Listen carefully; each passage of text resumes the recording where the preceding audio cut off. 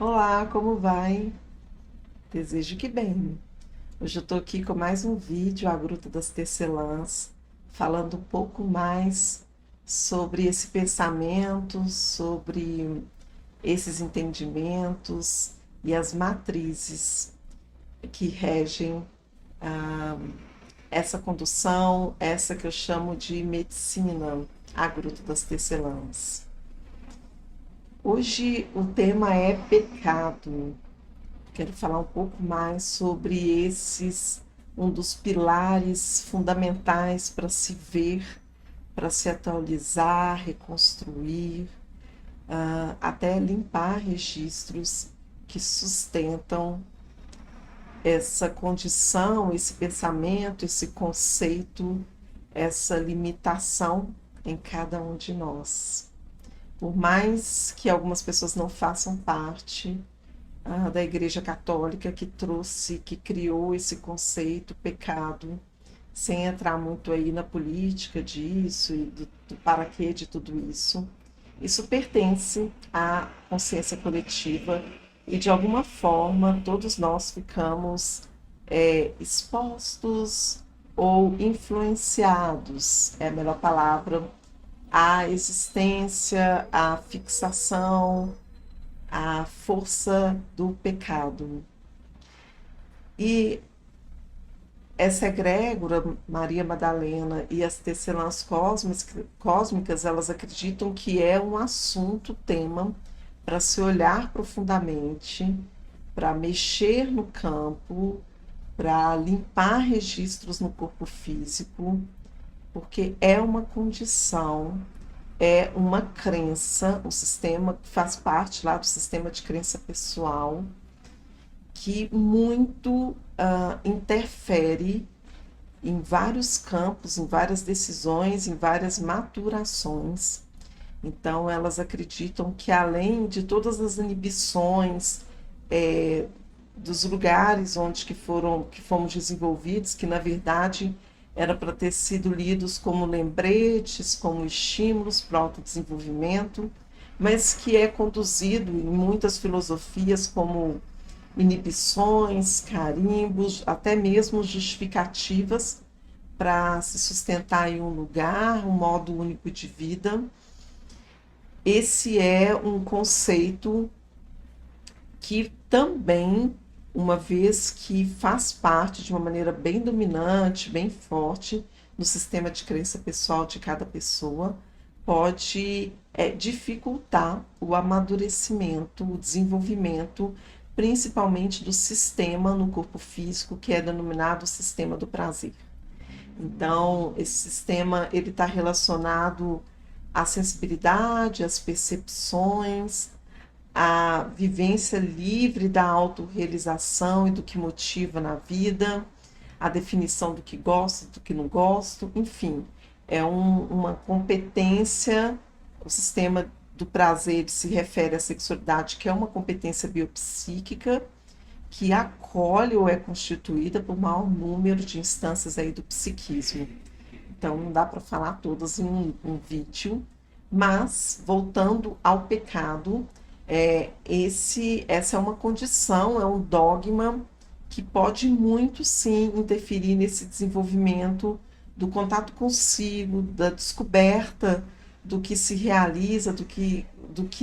realiza a si, do que provoca um autocontentamento, do que o nutre, das leituras do corpo, né, o que o faz salivar, dependendo aí do que está construído no sistema de crença, essa leitura é depreciada por cada um, é, induzida por cada um, calada, vista, mas usando outros conceitos para se justificar ou para não ler aquilo que em si pode ser um pecado. Então, elas passam, e o primeiro grupo passou por isso, por toda uma limpeza, por toda uma fala, por toda uma consciência nova, com uso de recursos, de atividades, de práticas, para que isso seja dentro do que é possível para cada um e autorizado por cada uma, limpo, reordenado e atualizado. como que o pecado, né, ele se sustenta na nossa civilização, na nossa humanidade. Há uma lei, assim, uma ordem, uma norma e até um valor de que uma vez que se atende o outro e que faz tudo para o outro, ganha-se em evolução, mesmo que para isso seja necessário passar por cima de si, praticar o autoatropelo, desconsiderar-se, depreciar-se. E o externo ele implica, ele autoriza, ele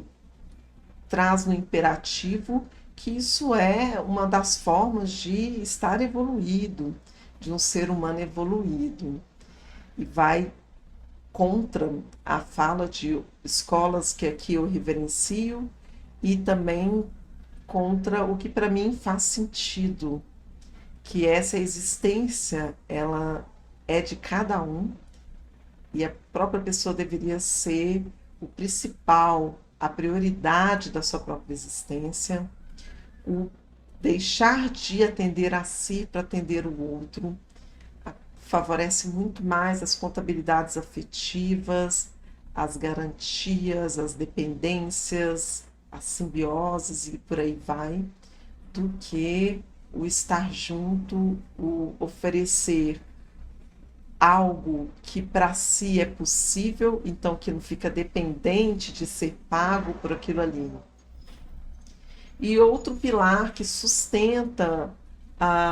em nós uma possível autorização ou um acesso que tem um ganho com esse dogma do pecado. Deixo já claro que para a gente não existe pecado, para essa egrégora não existe pecado, é o não responsabilizar-se pelo que chega na própria vida, do que atraiu, do que construiu, do que gerou, do que não gerou, do tanto que se parou, que se apegou, que se paralisou. Então, essa não autorresponsabilização, colocando que tudo acontece em um acaso e que não foi atraído pela própria pessoa, ela não se coloca como autor ou como autorresponsável, sustenta essa matriz, essa condição, que pode ser até escravizante, que pode ser paralisadora, dominadora em vários aspectos do pecado. Então, elas trazem como que em civilizações mais antigas havia uma evocação, um favorecimento do desenvolvimento de uma autonomia, junto com ela de uma responsabilização de si, de se ver mesmo como autor da própria vida, que o outro ajuda, o outro colabora, o outro amplia olhares e possibilidades, mas cada um que pode executar, fazer, praticar, ser o autor ou autora da própria história. Então, é um tema para se olhar, é um tema para se rever e para elas vale muito a pena se dedicar no rever em si, aonde estão esses registros, o quanto que isso é dominante em você e o quanto que isso interfere, influencia até mesmo na leitura de si. Tomara que você tenha gostado. Um beijo, até!